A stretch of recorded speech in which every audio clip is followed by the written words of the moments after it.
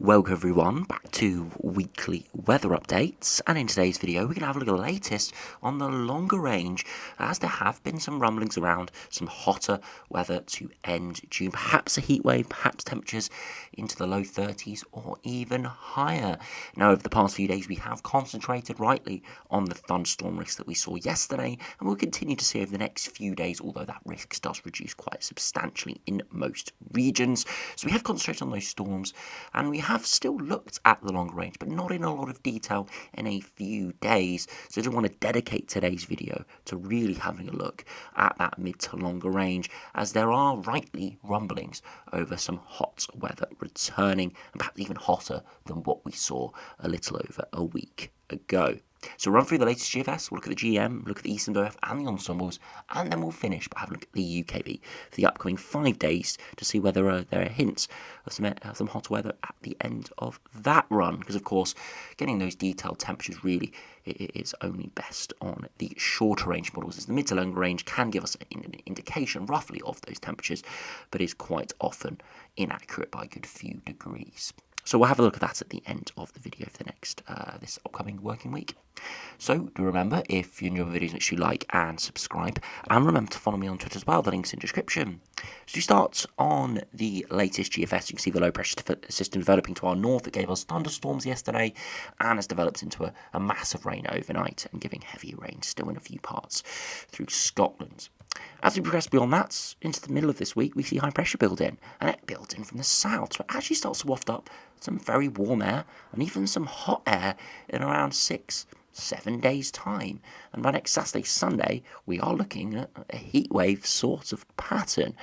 But for this to really be a heat wave, to really see some heat within this, we'd have to see this pattern stick around for a few days, because this is a hot plume. Temperatures would rise substantially with this, but it wouldn't be anything remarkable unless it did stick around for a good few days. However, the GFS does push in a westerly flow beyond that.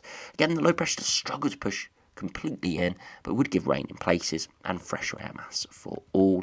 And into the longer range towards the end of June and start of July, we're actually not particularly warm at all, with more of a northwesterly flow. Probably still decent, but nothing compared to what we've had recently and what could be happening towards the end of this week. So yes, GFS is showing rumblings of some hotter weather, but sooner rather than later, coming by the end of this working week, not towards the end of June like some runs have shown recently.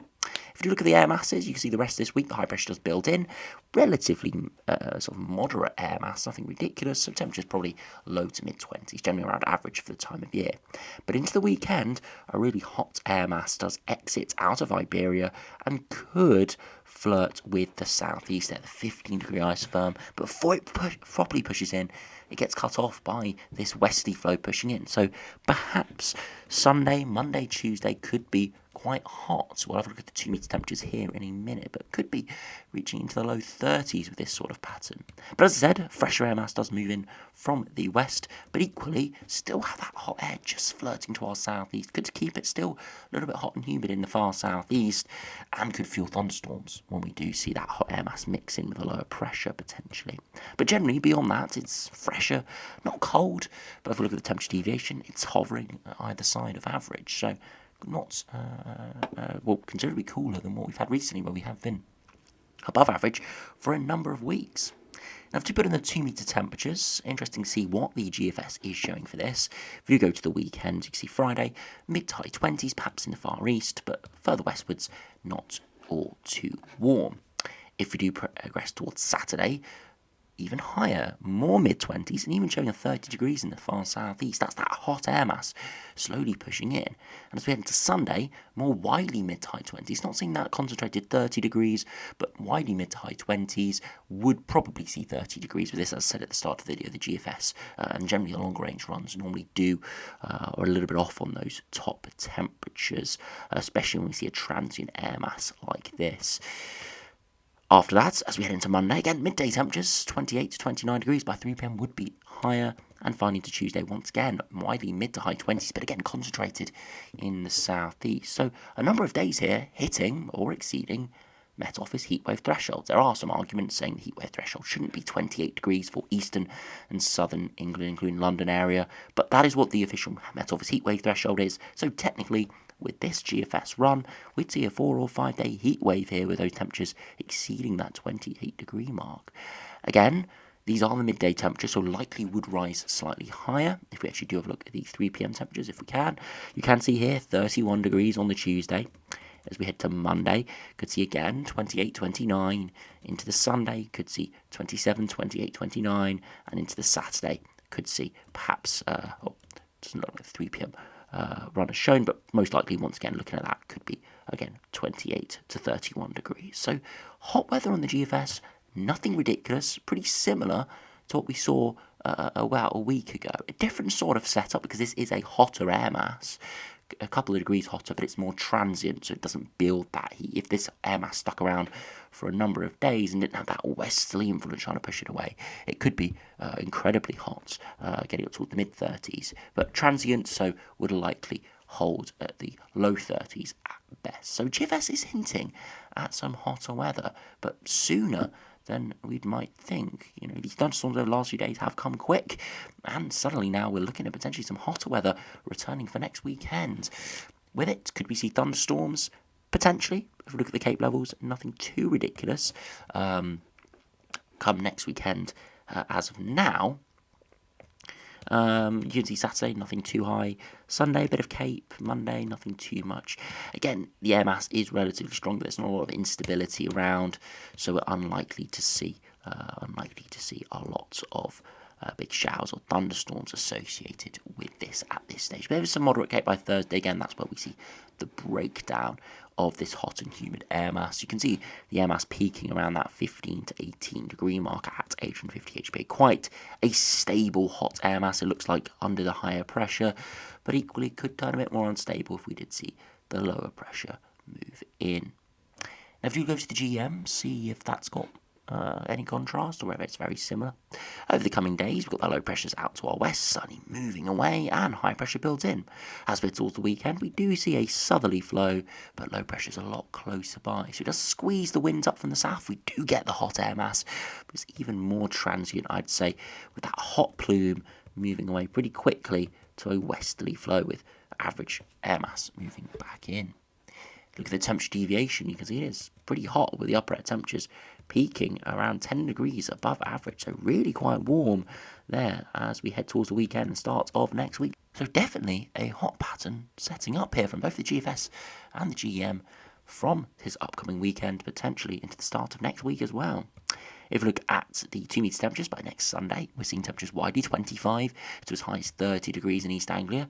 Into Monday, once again, 25, maybe as high as 31, but this is a much more regional hot spell with that air mass really clinging on in the east, but getting pushed away in the west, 15 to 20 degrees across the Republic of Ireland.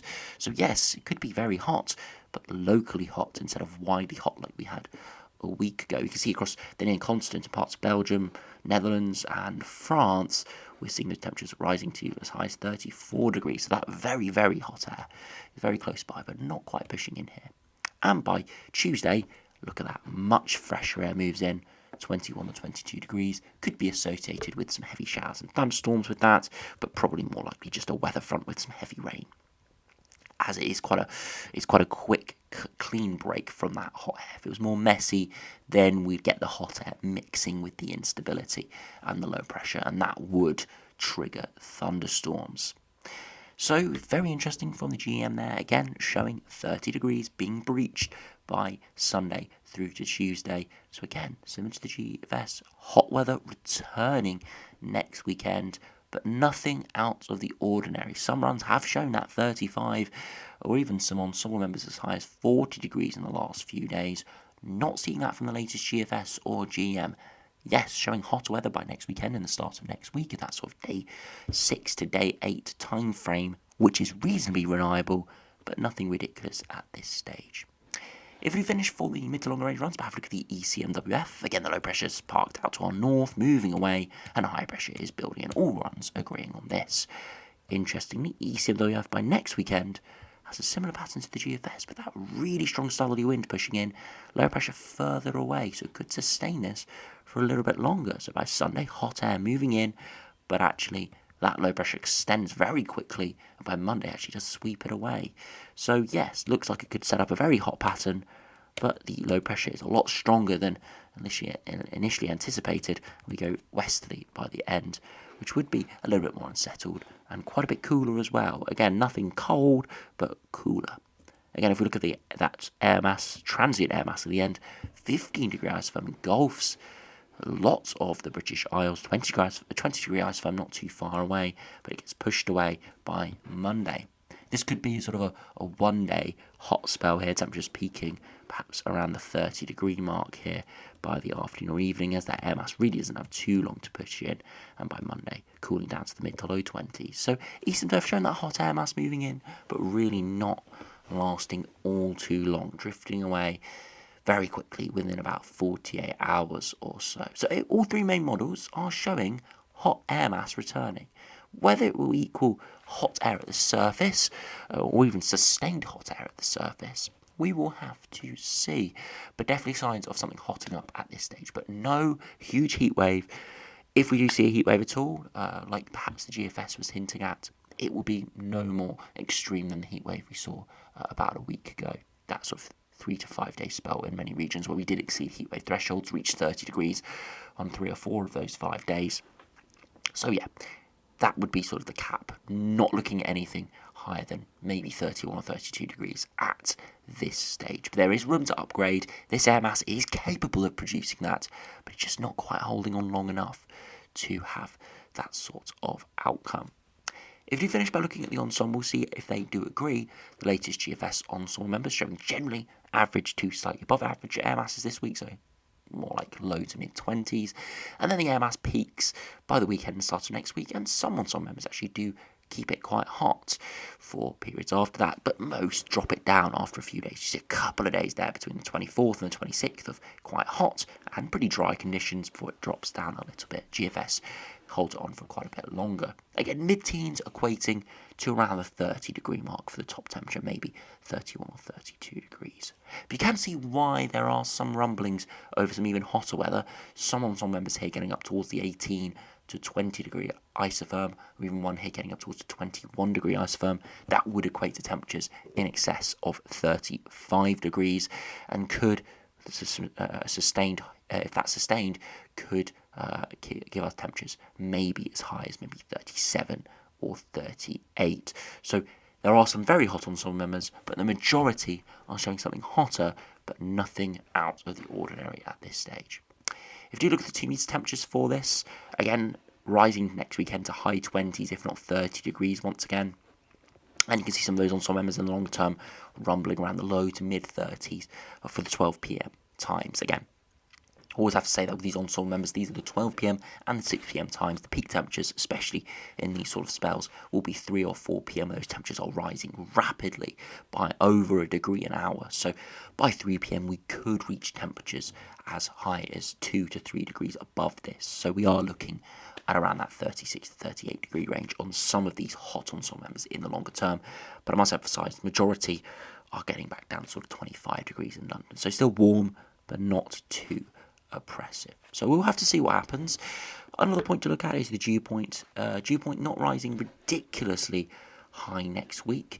So perhaps a drier hot air mass next week. So again, indication that the air mass isn't quite as hot and humid, so that's why probably that goes Cape levels are lower, not seeing as many thunderstorms in places. But you can see it's pretty hot and humid at the moment, but slowly decreasing as the air mass does surely shift away. If you look at the ECWF, just to finish, if you look at the latest, you can see again hot air mass potentially appearing next weekend, but majority are still around that sort of around that sort of 10 degree mark, so again mid 20s, so very similar to the GFS. So yes, there is a chance we do see some hotter weather next week. Probably quite a high chance we see temperatures return to the 30 degree mark.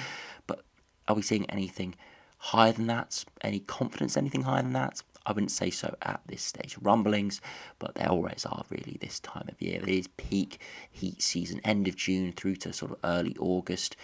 Is always, in most ensemble charts, there's always 1 or 2 going up into the mid to high 30s. So we'll only really be able to have any confidence in it if we start to see maybe 5, 10, 15 going for that sort of outcome. There is a shot at it, but at this stage, nothing too crazy. Definitely maybe a few more than we'd expect at that hot range, but nothing that we'd definitely be looking at this stage. Do just finish by looking at the UKV, look at the precipitation and the temperature over the next 5 days. You can see through the rest of this afternoon a few pop-up thunderstorms as that rain clears to the north. Again, there's a risk of some heavy thunderstorms in places, but again, they're much more scattered and not multi-celled or developing into any sort of mesoscale convective system. Into Tuesday, again, could be some heavier rain in the south developing here.